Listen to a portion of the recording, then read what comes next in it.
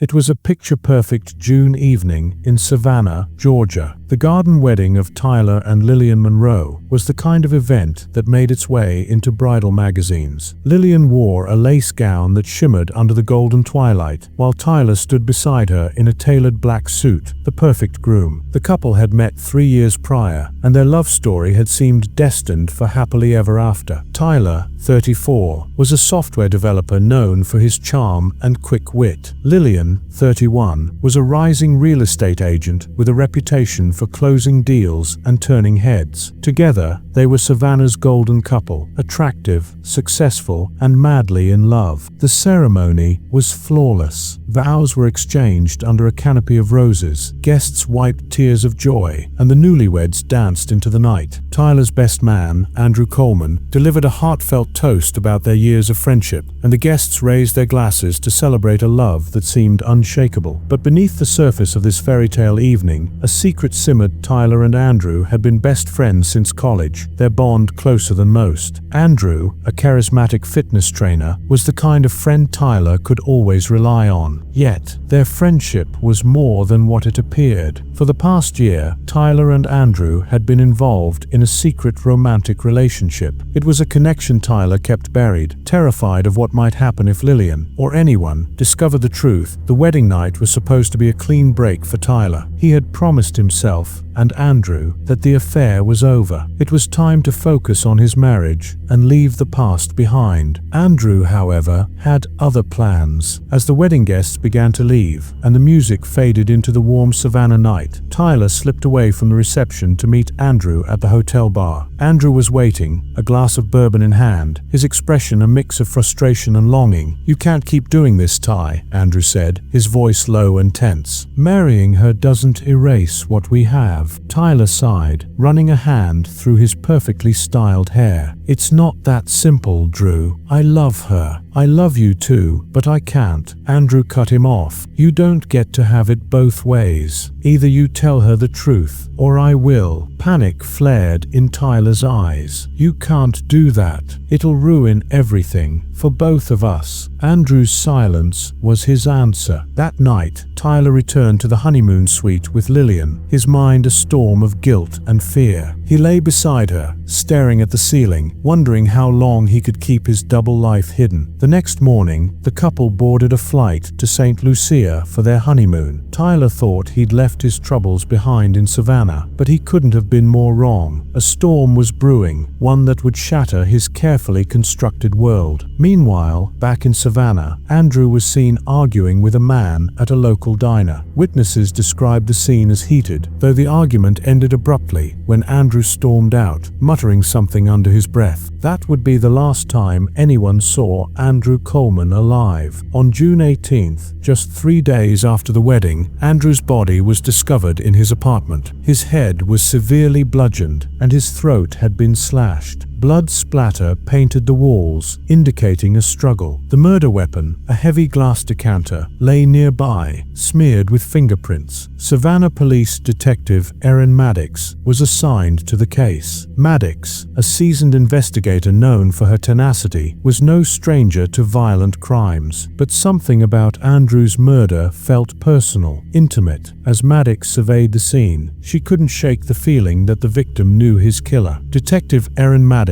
stood in the dimly lit apartment of Andrew Coleman, her eyes scanning the chaos that told a grim story. The overturned furniture, shattered glass, and blood-smeared walls painted a clear picture of a brutal struggle. This wasn't a calculated killing, it was rage unleashed. "This has all the markings of a crime of passion," said Officer Jamie Patel, who was methodically photographing the scene. Maddox nodded, her expression sharp. "Someone close to him. This wasn't random." The investigation began in earnest. Andrew's phone provided the first significant lead. His last outgoing call was to Tyler Monroe, the groom whose wedding Andrew had attended just days earlier. Monroe, a respected software developer, had been in the spotlight limelight recently due to his extravagant wedding to local real estate agent Lillian Monroe. Detective Maddox was intrigued. She decided to visit the newlyweds, who had just returned from their honeymoon. The Monroes lived in an upscale Savannah neighborhood, their pristine home seemingly untouched by the turmoil of recent events. Lillian greeted Maddox warmly when she arrived, her polite smile faltering as the conversation turned to Andrew's murder. "It's shocking," Lillian said, her voice shaky. "Andrew was like family to us. Tyler's best man, you know. I can't imagine who would do such a thing." Her husband, Tyler, sat stiffly beside her, his hands clenched together. He looked pale, and beads of sweat gathered at his temple. "Mr. Monroe," Maddox began, her voice calm but probing, "when was the last time you spoke to Andrew Coleman?" Tyler hesitated, his eyes briefly flicking to Lillian before settling back on Maddox. "The night of the wedding," he said finally. "He called to congratulate me again, but it was nothing significant." "And did he seem upset or agitated during the call?" "No, not at all," Tyler replied quickly, his voice overly firm. "It was a normal conversation." Lillian placed a hand on his arm, her expression one of quiet support. "Andrew and Tyler were like brothers," she added. "He'd been part of Tyler's life for years." Maddox made a note of Tyler's tension. "And you're certain there was no disagreement or tension between you two recently?" she asked, directing her question back to Tyler. "No," he said with a faint shake of his head. "Nothing like that." Later that evening, Maddox received a call that shifted the direction of the investigation. Security footage from Andrew's apartment building showed a man matching Tyler's description entering the building late at night. Shortly before Andrew was believed to have been killed, the timestamp placed Tyler at the scene at 11:45 p.m., less than an hour before neighbors reported hearing what they described as a loud crash followed by yelling. Maddox decided to confront Tyler with the new information. His demeanor cracked as she presented the evidence. "Okay," he admitted, his voice shaking slightly. "I went to see him that night. Andrew called me earlier, and he sounded upset. I just wanted to check on him before Lillian and I left for our honeymoon." "And why was he upset?" Maddox pressed. Tyler seemed to falter before responding. "He didn't say exactly. He was emotional, but when I left, he was fine." Maddox noted the contradiction. Tyler's account of Andrew being calm on the phone didn't align with his claim that Andrew was emotional when he visited. Furthermore, the timing of Tyler's visit raised red flags. Forensics soon revealed partial fingerprints on the murder weapon, a glass decanter, consistent with Tyler's. The police also recovered a series of text messages exchanged between Andrew and Tyler in the weeks leading up to the wedding. The tone ranged from affectionate to hostile, but one stood out. "You can't just marry her and act like nothing happened. You owe me the truth." The messages painted a picture of a deteriorating relationship.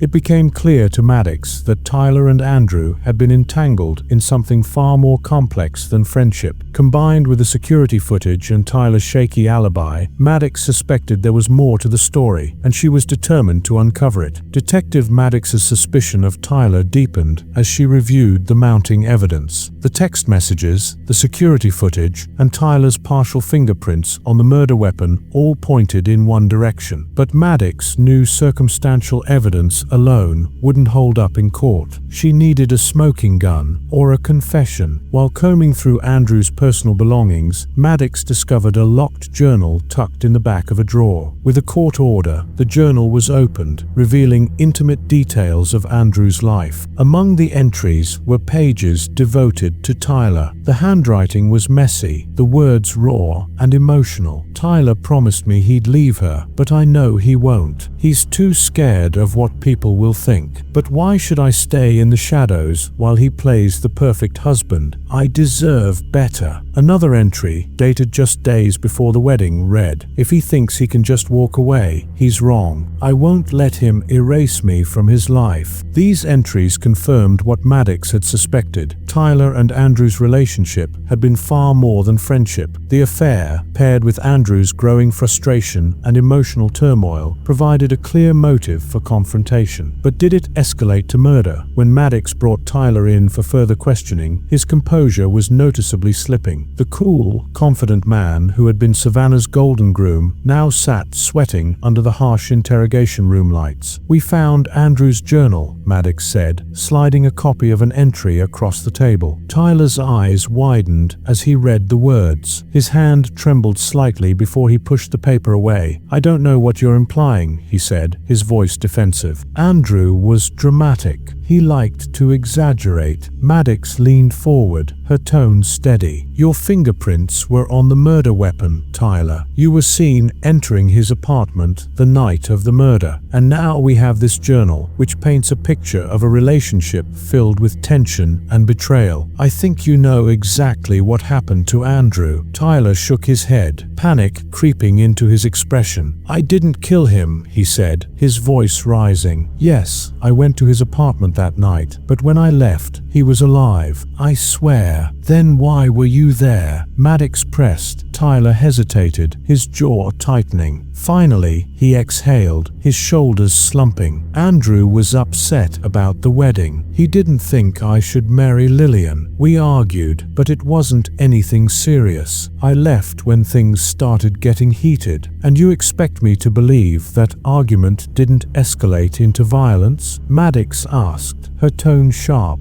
Tyler buried his face in his hands, his voice muffled. "I didn't kill him. I couldn't do that to him." Meanwhile, forensic experts uncovered another breakthrough. A smear of blood on the murder weapon didn't match either Andrew or Tyler. DNA analysis identified the sample as belonging to an unknown third party. This revelation complicated the case, suggesting that someone else had been present at the scene. Maddox expanded her search for potential suspects, focusing on those close to Andrew and Tyler. That's when she learned about an explosive argument Andrew had with Lillian Monroe during the wedding reception. Several guests recalled seeing the two speaking in hushed but heated tones near the bar. Maddox confronted Lillian at her home, presenting her with the new information. "I didn't kill Andrew," Lillian said firmly, though her hands shook as she gripped her coffee mug. "Yes, we argued at the wedding. He said things, hurtful things, but I left it at that." "What kind of things?" Maddox asked, her gaze unwavering. Lillian hesitated, her face hardening. "He implied there was something going on between him and Tyler. I didn't believe him. Andrew was jealous of my relationship with Tyler. He wanted attention. He was trying to stir up drama. And yet, you didn't mention this argument during our first conversation," Maddox said. "I didn't think it was relevant," Lillian snapped. "I was upset, but I didn't kill him." With a new layer of suspicion surrounding Lillian, Maddox delved deeper into her alibi. On the night of Andrew's murder, Lillian claimed to have been at home. However, cell phone records showed her phone had pinged a tower near Andrew's apartment late that evening. When confronted with this discrepancy, Lillian claimed she had gone out for a drive to clear her head. "I didn't go to his apartment," she insisted. "I just needed some air after everything that happened at the wedding." The pieces of the puzzle were coming together, but the picture remained incomplete. Maddox was now faced with two prime suspects, both with motives and shaky alibis. The question was no longer who had a reason to kill Andrew. It was who had acted on it, with evidence pointing to both Tyler and Lillian, and the unknown DNA complicating matters further. She pushed forward, determined to uncover the truth. The breakthrough came when forensic analysis of Andrew's journal revealed faint impressions of a previously torn-out page. Using specialized equipment, technicians reconstructed the text. "If Lillian finds out about us, she'll ruin me. Tyler keeps saying he'll handle it, but I don't trust him anymore. I'm tired of being the secret." This page, dated the night before the murder, made it clear that Andrew had become a liability. Maddox realized the stakes had been higher than a broken friendship. Andrew's knowledge threatened both Tyler's marriage and Lillian's carefully curated image as a loving wife. Further digging into the DNA sample revealed its owner, a private investigator named David Bell. Bell was hired by Lillian a month before the wedding to follow Tyler. Confronted with this information, Lillian admitted to hiring Bell after suspecting Tyler of infidelity, but claimed she had no idea about the affair with Andrew. "I thought it was another woman," Lillian said tearfully during her second interrogation. "I had no idea it was Andrew. When I found out, I confronted him, but I didn't hurt him. I swear. But Bell's testimony told a different story. He admitted to tailing Tyler and Andrew, witnessing their secret meetings. On the night of the murder, Lillian had called him in a panic, ordering him to confront Andrew and make him stop ruining everything. Bell went to Andrew's apartment, intending to intimidate him, but the confrontation turned violent. He got physical. Bell confessed during questioning. He lunged at me, so I fought back. I didn't mean to kill him. It just happened. Bell's confession tied up loose ends. The fingerprints on the decanter had transferred from Tyler when he handled it earlier, but it was Bell who wielded it as a weapon. Lillian's role, though indirect, painted her as a manipulative figure desperate to maintain control. While her involvement didn't meet the threshold for criminal charges, her reputation was irreparably damaged. Tyler, for his part, avoided prosecution but faced the collapse of his marriage and public image. The revelation of his affair with Andrew left him ostracized in the Savannah community. Bell was charged with second-degree murder and sentenced to 18 years in prison. Andrew's tragic death left a trail of broken lives, exposing the secrets and lies of everyone involved. As Maddox closed the case file, she couldn't help but reflect on how one man's desperate attempt to live two lives had unraveled an entire web of deception.